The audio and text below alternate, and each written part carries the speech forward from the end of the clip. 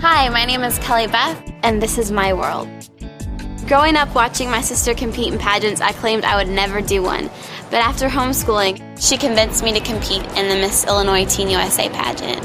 Surprisingly, I ended up winning and immediately got swept away as I was preparing for Miss Teen USA. I became obsessed with myself and began spending all my time working out at the gym, abusing diet pills, laxatives. My heart set out to serve the Lord, but I had an eating disorder, and my first desire became to have the perfect body, and I was willing to do anything and everything, even if it meant sacrificing my health.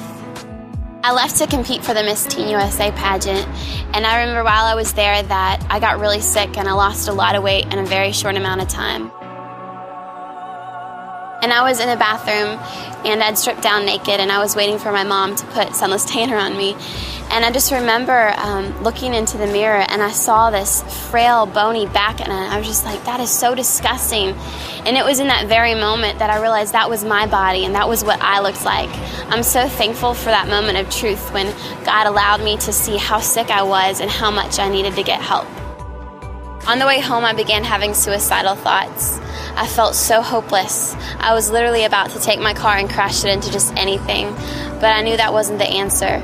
And so I prayed that the Lord would just take the wheel and get me home, and He did. After a lot of prayer and discussion with my parents, they decided that I needed to go into a treatment center.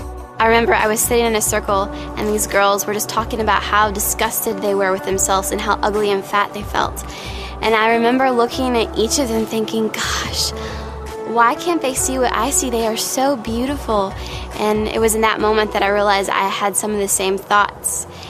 And God used that situation just to remind me of the calling that He has for my life. And He reminded me of the passion that He's put in my heart to minister to women and to encourage them.